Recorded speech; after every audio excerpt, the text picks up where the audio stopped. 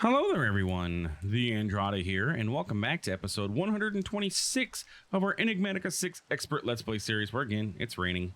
Seems to be the theme of our episodes lately. Rain, rain, go away. Come again another day. And by another day, I mean just never. Just go away. Okay? We don't need rain in Minecraft right now. Anyway, today we are working on quite a few things. We finish our exploration of the blood magic dimension and get a little bit of Botania stuff set up because we kind of sort of need it, and we need some mana. Let's get started. Welcome back, my friends, to another wonderful day here in the world of TheAndrata. We're back in Enigmatica 6 expert mode, where we have some stuff, some things, as we typically seem to do. Hey, look, all our golems are, our iron golems seem to be chilling all down here. Sandy. Ooh, we got Zushi Wolf. We got Zushi Wolfusel. We got Toast Zom. And Shane the Scant still hanging out. Justin the Cheerful still chilling with us too. So we got a random skeleton that's decided he just wants to chill around. Cool. Yeah, so we're going to work on some stuff and things. In between episodes, I did as I said I would, and I worked on getting us our Afrit essence. I farmed up. I did go ahead and convert one of my a spawner, used my egg, converted this spawner over to a camel spawner. That way I can just grab some camels and go. So we have some camels available to us in a spawner as needed when we need it. And we could even use that spawner to farm more spawn eggs as needed if we needed to in the future. We have a camel spawner available to us now, essentially. How are we doing on our Tau fruit? No growth. It's okay, though. It really hasn't been terribly too long. I also went through our chest up here that we have with all of our enchants that we had from our villager cycling. Wherever the heck that would be over here, and pulled out what we're going to be able to use, which is mainly that we had some looting. We had a sharpness, not a high sharpness though. We have a sharpness 5, and I think we have I think sharpness 5 is the highest that I have. I didn't go crazy looking for anything. Let's see, sharpness 4 and 3, that's it. I could bump this 5 up to an 8. I do have these +1 ancient tomes. We could bump the 5 up to a 7 and then bump a power sword up to a 5, but I think that's okay. Can we bump up that high? We're going to see what happens with these. But what I want to do is first off, and the reason that we need that is because we have a pedestal attacker upgrade, right? We need a sword. We're going to put this on. It was mentioned to me in the comments that I don't need sweeping edge. I need pedestal area and pedestal range. Pedestal range increases the vertical direction of the pedestal. So the vertical direction increases that, and the area increases its horizontal range. Makes sense? Our pedestal is going to be upside down, and so its vertical range is going to go this way, and it's horizontal. So basically, we're going to end up like a square that we're going to be able to work with, and it's going to kill anything in there, which is perfect because when our Afrit gets spawned, it also spawns blazes. So we're going to want to kill those and gather up their blaze essence or their blaze rods as well. With all that being said, we got a little work to do. We need to go back into our demon dimension and explore. I did go ahead and make the iron keys. I have a common Tartaric gem, currently have 827 will. It was also mentioned in the comments that we can use a spell in our Tome of Blood. If we take our insight spell and we add lingering to it, and I added AoE, it will work better. Like that's basically the same as, it'll hit multiple mobs at once. However, it does not seem to work that way, unless it's just witches that have an issue. But when I throw this out, none of the other witches are taking, damage from this. And the other witch, either that or the witches are just healing way too fast for me to notice. But I don't see any other damage, even just ticking on these other ones. And then they get healed. Like there's no ticking and then healing, ticking and then healing. It isn't happening. So I'm not sure if this works. We have a little bit of will just chilling here. Can you go through there? Bam. So we got a little bit more. I just spam clicked this. I mean, it uses our blood, and we have literally we can say that we have infinite LP in our network. So I just spam clicked this. It really wasn't a big deal, and that's how I got my gem up, and then I was able to get this going. I did fight one Afrit. I think it gave us like 13 essence or something like that. I have 9 left. I've used some of it to create some blood shards and all that good stuff. We're going to need a little bit of experience here, by the way. We're going to be doing some enchanting, crafting, and all that stuff. So, and all that. So, yeah, that's where we're at with all of that. So let's go pop back into the blood magic area and go explore the other rooms and see where they lead us. It was also mentioned to me in the comments, and again, thank you all for commenting. I believe this was Crippy who commented this one. Don't destroy your spawners in your blood magic dimension. These are the best spawners that you can get out of a dungeon or anything like that. They have the best stats. If we take a look at our camel spawner, our min and our max time on this. Oh no, this isn't the camel spawner. Our wither spawner, I mean. Where is my wither spawner? What did I do with that bad boy? I think I put it away. Yeah, I ended up putting it away. I remember it went into my system. Anyway, if we take a look at that when we need it, it's going to be like the highest tier of spawner that we can get available to us. So we're going to want to take those. The min and max times are very low. We can lower the min time. We cannot lower the max spawn time. And that's the interval from when the spawner will spawn. So at minimum, we can bring that down to 100 milliseconds or whatever, or 100 ticks probably. And then all of our spawners that we have now are pretty much maximum 800. So anywhere between 100 ticks and 800 ticks, it'll do a spawn operation. These spawners in here apparently have the lowest. I just realized I made 4 keys. What did I make 4 keys for? I only needed 3. Whatever. So let's go ahead and open up another door. Bam. And we got another library. Okay. I didn't know you can get the library twice. We also got a painting, apparently. So let's go ahead and check this spawner out. Bam. Look at its max spawn delay. 120. Minimum is 60. You can't even get it that low by modifying it. The 60. So that's why all of these wither skeletons are spawning so frequently, because this thing is maxed out. Literally cannot get any better than that. I guess there's 2 libraries in this area. I did not know that. I don't know if I've ever run into 2 libraries before, but maybe I have. We're going to do this. We're going to do this. Map can go on the ground. We're going to do this. And all of this stuff can go away.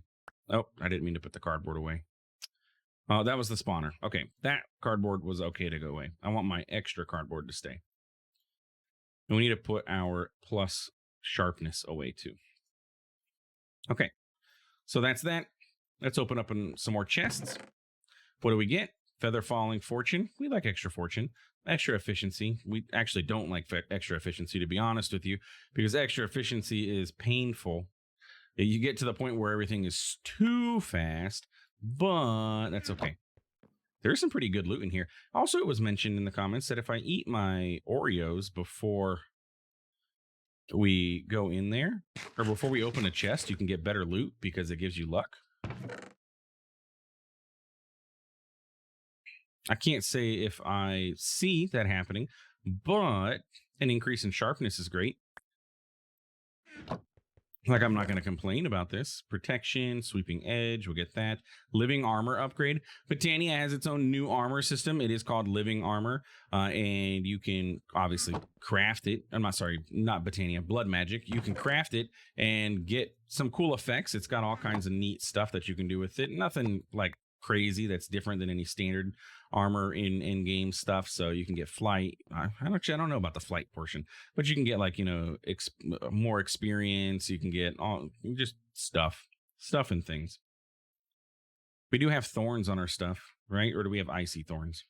Yeah, I have icy thorns. I prefer icy thorns over regular thorns. Slowing down enemies to me is better than just doing straight up damage. Stay away from me, basically, is what I'm saying.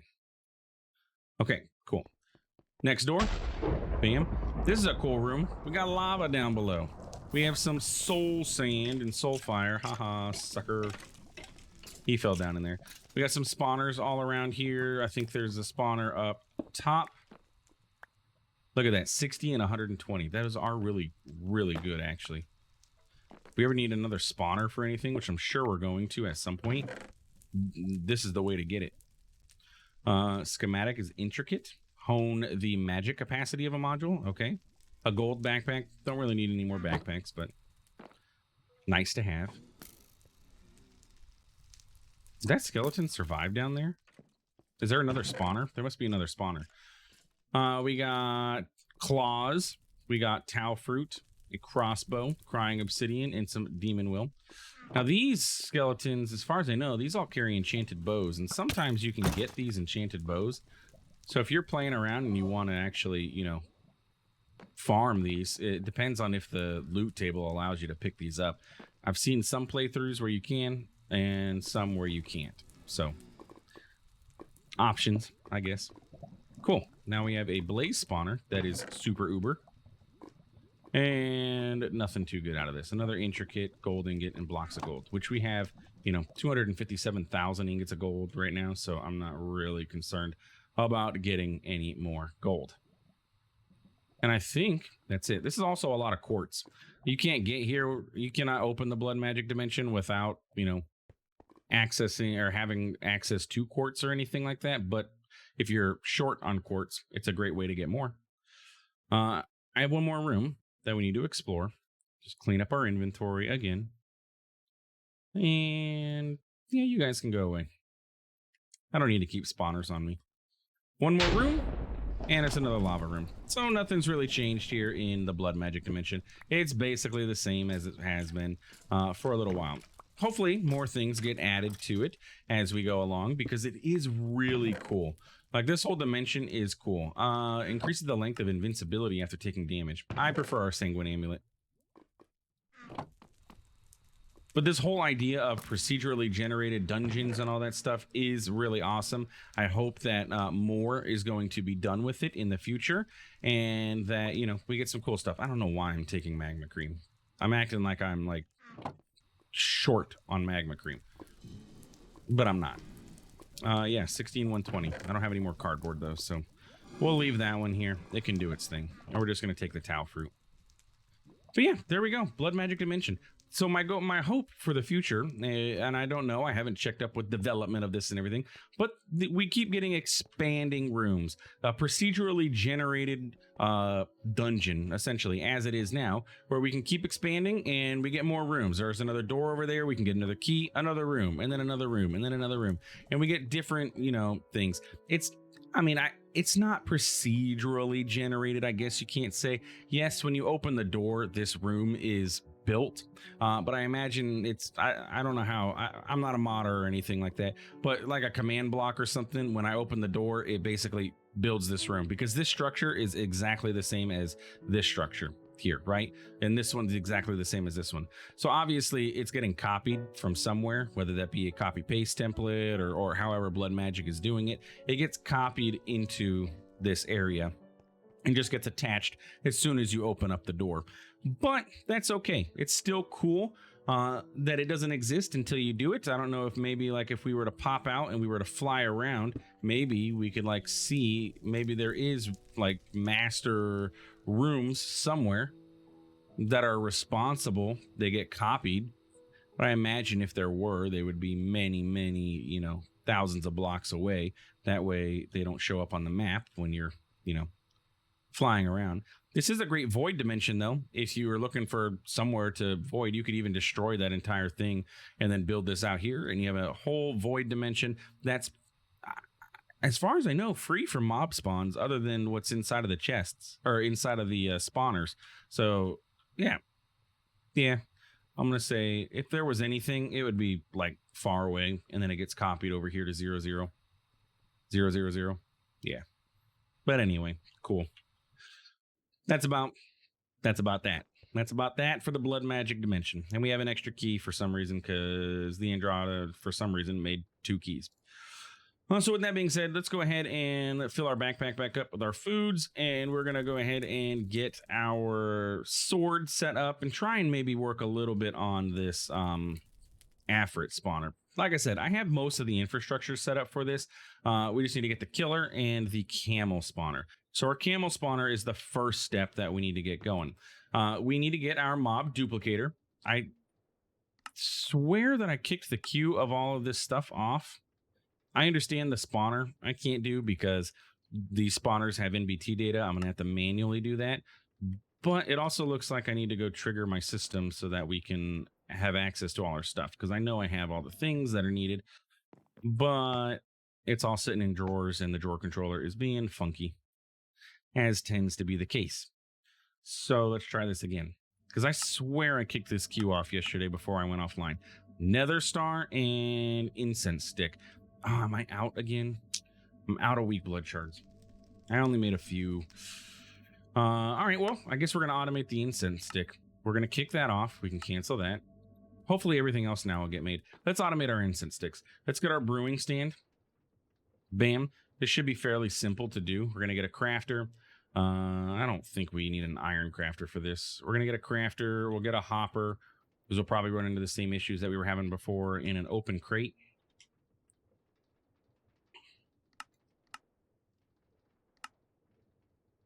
And yep. So here's my issue that I'm having with Botania, and is it fixable? Yes, fairly easily.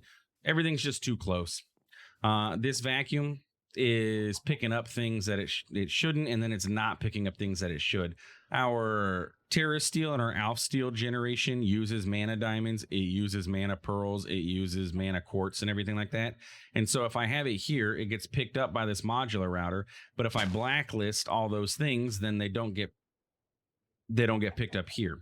I currently have them not blacklisted, but I also haven't had to make any Terra Steel or anything like that lately. I may just have to move our Terra Steel generation out a little bit over here. I am going to go ahead and move our oh, look at that. We're out of mana again. What happened here? This thing has been working perfectly fine for who knows how long, and now all of a sudden we're having issues with it.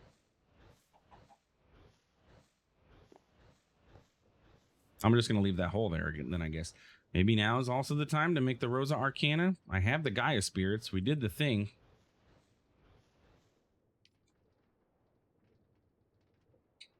And we actually have the Runes of Mana. I just need the petals.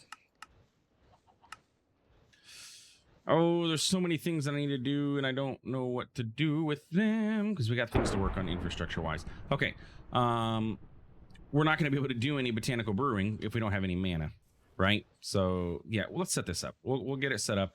That way it's ready to go. So this can be literally anywhere. It doesn't need to be anywhere fancy. We're going to do this. We're going to grab our open crate, place it on top.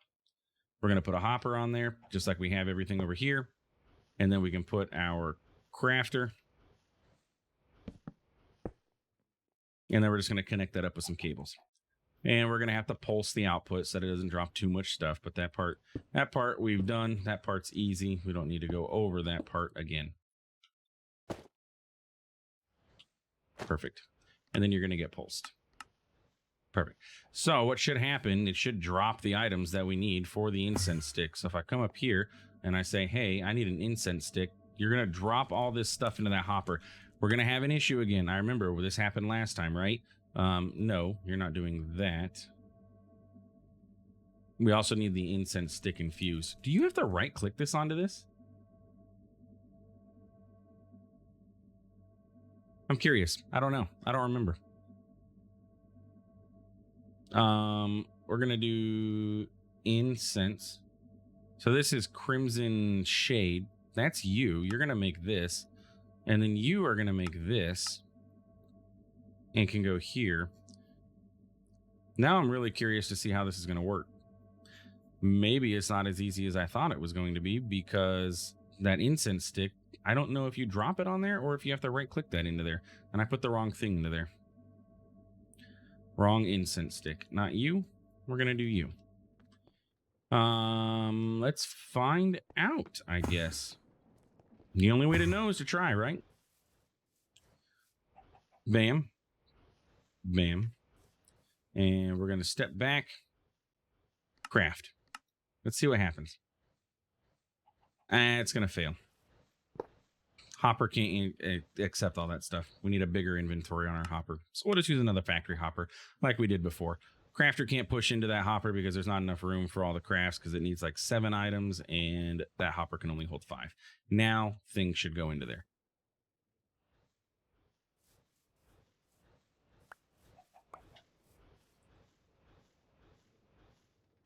Okay. Do we need a gap? Oh, excuse me, sir. The incense stick is sitting in here. Maybe our botanical brewery is too close. I'm going to try and be quick with this. Let's do this. And this.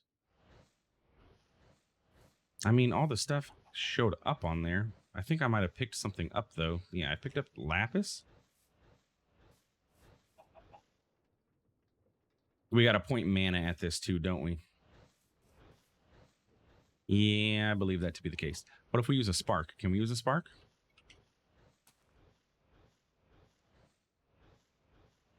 Nope. Nope. Won't let me put a spark here either.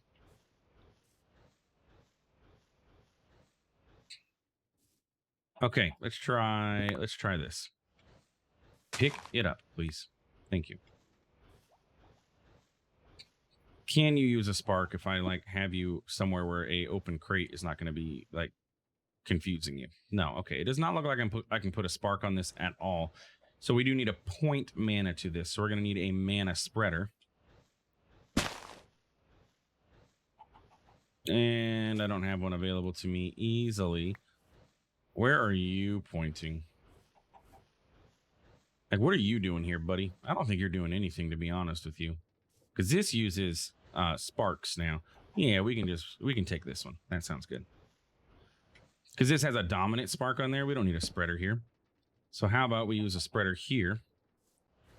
And we'll just shift this whole thing down over to this way. How's that sound? Go on to the forest. It's going to be bound to there. Yep, okay. Bound to the Botanical Brewery. We're going to go ahead and we need an extra... This is fine. We need a block. Then we need our open crate. Then we need a factory hopper. And then our crafter. All right, we're looking good. How about all the stuff that is needed for this? So what do we need? Incense stick, netherwort, spider eye. So we need incense stick. Can we not pick things up, please? And thank you. I'm just in range or out of range of my Solagnolia.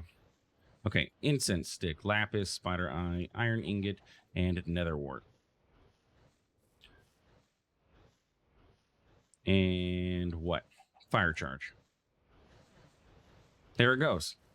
We got particle effects, so we don't need to right-click the incense stick. It's smart enough to know to put things where it needs to be. We're just out of mana right now, so it's not going to work. But this will work. So we can set this up. We can auto-craft with this. And we just need to get something to vacuum it up. And the end result get vacuumed up and then dumped into our system. And I'll probably just set up another modular router with a vacuumulator just literally probably sitting right under this. And it can just send right into that chest. I think that's going to sound good. But that's going to do this. Again, we're low on mana right now, so we're not going to be able to do anything there. Let's go ahead and make ourselves a Rosa Arcana. And this is going to be our best option for mana gen. So 2 pink, 2 purple, a green, or a lime. Lime. Can I do this? Will you give me most of the stuff I need? You away, you away. Let's try and inventory clean up a little bit here so that we get, you know, look at, we're at 100% sugar. Our diet is fantastic. And you go there. Okay. So it was 2 of you, 2 of you, 2 of you. 3 runes of mana, a masticator scale. Mana. We have 1 rune of mana. Oh, because we have 3 sitting here. 3 runes of mana, a masticator scale, and a Gaia spirit. Okay. Can we use our water sigil for this? Do we have cross-mod compatibility? We do not. Nope. Unfortunate. Where is my dank? And I guess I need a bucket. I was just curious if it could fill that up. It cannot. Why did I get pushed away? Interesting. We're also going to need some seeds. So we can just drop all the stuff in there with some seeds and a Gaia spirit. There we go. Rosa Arcana. So then we can take this guy. We need to turn it into a floating version. usage. We're going to floatify you. So we need a floating anything, which is a floating anything. We need this stuff. Perfect. And then we're just going to do this and this. Now it's floating, which means it comes with its own dirt. We don't have to worry about dirt or anything on this. Wow, that gives you 15 Eterna and Arcana. That's actually pretty darn good. Max of 30, so you can only set up 2 of these in your enchanting area. But that 2 of these get you up to level 30 enchants, just like that. It's actually pretty cool. We're going to need this. We're going to need a mana pool. And we're going to need another mana spreader, which is going to be the unfortunate part because I don't have one available at the moment. And, I mean, we have all this stuff available, but it's not daytime. All right, we're going to rob Peter here since we're not actually making anything at the moment.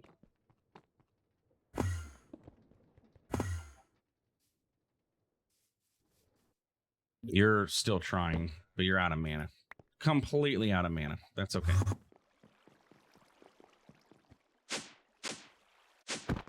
Okay. So if we set our Rosa Arcana up here, now what's going to happen here is I'm going to pick up this experience, which is what I don't want. Can you absorb without having direct access? Or do you actually, like, you don't pick up these, do you? Oh, you do. Okay. I bet you it has a ton of experience in there right now. That was probably like hundreds of levels worth. If we set this here, and we set our mana spreader up here, and we bind it down to there, and then you get bound to there, that's going to be tons of mana. So it'll pick up all the extra mana then. I hope. You know how I can make sure? Oh, you know what? It picked up most of it. We can actually take the floating Arcana. We can put it inside. Let's take this and place it right on top. It's going to give it the most. I don't want to go in there. It will kill me. And you're bound to there. And if we go ahead and fill this in, we won't have any of our Vindicators flying out. But the experience is going to get picked up in both places, right?